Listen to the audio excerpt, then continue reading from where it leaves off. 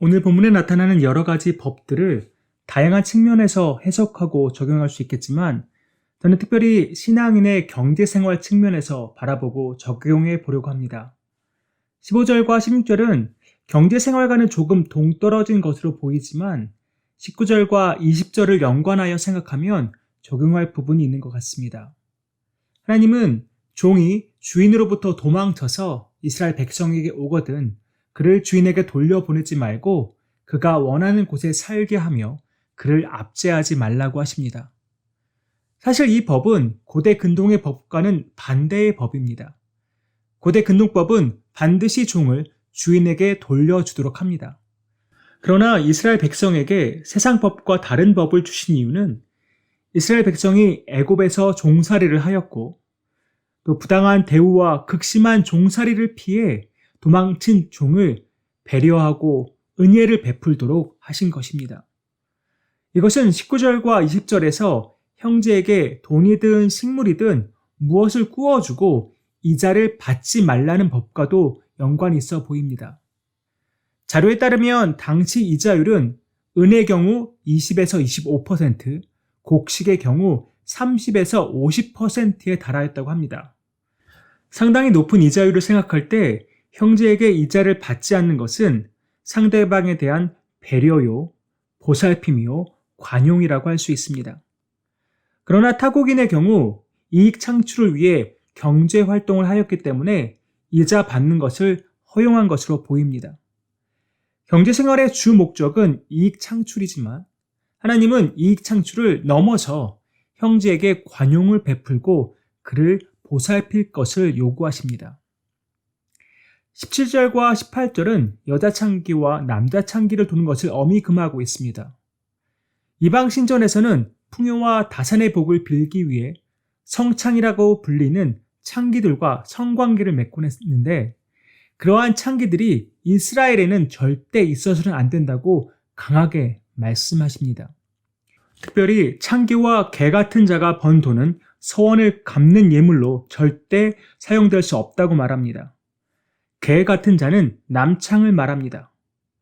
여자 창기든 남자 창기든 그러한 일을 통해서 번 돈은 하나님께서 받지 않으신다고 말씀하십니다. 왜냐하면 그러한 일들을 혐오하시기 때문입니다. 이 부분도 우리의 경제생활과 연관지어 본다면 부정이나 불법적인 방법으로 모은 돈은 하나님께서 절대 기뻐 받으시지 않는다는 것입니다. 하나님께 많은 예물을 바치는 것이 중요한 것이 아니라 정직하고 성실한 방법으로 하나님이 기뻐하시는 일을 통해 얻은 이익을 하나님께 감사하며 바치는 것이 중요합니다. 우리 신앙인들은 돈 되는 일이라면 무슨 일이든 한다는 생각으로 살아서는 안 됩니다. 물론 직업에 귀천은 없습니다. 하지만 세상 윤리로 보아서도 성경 말씀에 비춰 보아서도 옳은 일과 옳지 않은 일이 분명히 있습니다. 옳지 않은 일을 하여 부를 축적하는 것도 하나님이 기뻐하지 않으실 뿐더러 그 돈으로 예물을 드릴 때 하나님은 그것을 절대 받지 않으십니다. 우리 믿는 자들은 무슨 일을 하든지 그것이 하나님 보시기에 좋은 일인지 반드시 점검하고 그 일을 해야 합니다. 21절에서 23절까지는 서원과 관련된 것입니다. 서원은 의무가 절대 아닙니다. 서원은 그야말로 자원하는 것입니다. 특별히 오늘 본문에서의 서원은 23절을 볼 때 예물과 관련된 서원으로 보입니다. 자원하여 하나님께 예물을 드리기로 서원하였다면 반드시 그 서원대로 예물을 드려야 합니다. 그 서원을 지키지 못하면 죄가 된다고 말하고 있습니다. 도저히 감당할 수 없는 예물을 서원하고 그대로 이행하지 못하는 것에 대해 책망하는 것으로 보이지는 않습니다. 충분히 감당할 만한 것을 서원하였음에도 마음이 인색해져서 서원을 이행하기를 주저하는 모습이 아닌가 싶습니다. 이것은 우리의 헌금 생활과도 관계가 있다고 생각합니다. 하나님이 우리에게 원하시는 것은 많은 예물이 아닙니다. 내가 가진 것의 소유권이 하나님께 있음을 인정하고 여러 가지를 베풀어 주심에 감사하여 예물을 드리는 것입니다. 하나님은 이 세상 만물의 주인이십니다. 따라서 우리가 1달러를 예물로 드리든 1억 달러를 예물로 드리든 하나님께는 그 액수가 아무런 의미가 없다는 것입니다. 중요한 것은 하나님께 예물을 드릴 때 인색함으로 드려서는 안 됩니다. 기꺼이 자원하는 심령과 감사의 마음으로 드려야 합니다. 하나님은 그때 그 예물을 기쁘게 받으십니다. 내가 지금 가지고 있는 모든 것이 내 것이 아니라 하나님의 것입니다. 따라서 내 것으로 인색하게 구는 것이 아니라 하나님의 것을 가지고 내가 인색하게 구는 것입니다. 하나님이 원하시는 것은 하나님의 소유권을 인정하고 기꺼이 감사함으로 하나님께 드리는 것입니다. 마지막으로 24절과 25절은 상대방의 관용을 오용하지 말라는 것입니다. 포도원이나 곡식밭에 들어가서 포도를 배불리 따먹고 이삭을 따는 일을 허용했다는 것은 포도원과 곡식밭 주인이 관용을 베풀고 있다는 것입니다.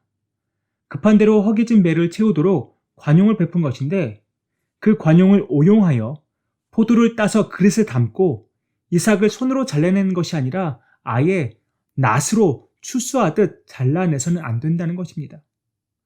우리 믿는 사람들은 앞서 말씀드린 것처럼 이웃에게 관용을 베풀며 살아야 합니다. 그런데 우리는 관용을 베푸는 입장이 되기도 하고 누군가 베푸는 관용을 받는 입장이 되기도 합니다. 관용을 잘 베푸는 것도 너무 중요하지만 관용을 받는 자세도 매우 중요합니다. 누군가가 나에게 관용을 베풀 때 절대 그것을 당연시해서는 안 됩니다. 어떠한 관용이든 베푸는 사람 입장에서는 다양한 모습의 희생과 헌신이 따릅니다. 따라서 감사한 마음으로 그 관용을 받아야 하고 그 관용을 이용해서 더 많은 것을 얻어내려고 해서는 안 됩니다. 관용을 베풀 때는 아낌없이 베푸는 마음으로 해야 하지만 베푸는 관용을 받을 때는 감사한 마음으로 받되 선을 넘지 않도록 신경을 쓰고 조심해야 합니다. 이것이 하나님이 원하시는 모습이라고 믿습니다. 사랑하는 성도님들, 경제생활 역시 하나님과의 관계, 사람들과의 관계와 직결되어 있습니다. 우리의 경제생활은 어떠합니까? 하나님이 보시기에 합당한 경제생활을 하고 있습니까? 혹여 하나님과 사람에게 인색한 경제생활을 하고 있지는 않습니까? 주는 것에는 인색하고 받는 것에는 도를 넘는 그런 경제생활을 하고 있지는 않습니까?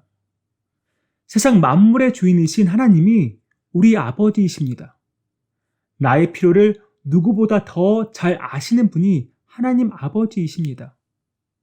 주시기도 하시고 거두어 가시기도 하시는 분이 바로 하나님이십니다. 그렇다면 하나님을 믿는 자로서 어떠한 경제 생활을 해야겠습니까? 오늘 말씀이 분명히 우리에게 요구합니다. 사람들에게는 관용을 베풀고 하나님께는 정직하고 성실하게 번 것을 감사함으로 기꺼이 드리는 것이 믿는 자의 경제 생활입니다. 하나님이 기뻐하시는 경제 생활을 통해 하나님의 영광을 나타내고 하나님의 참된 복을 누리는 저와 여러분 되기를 간절히 소망합니다.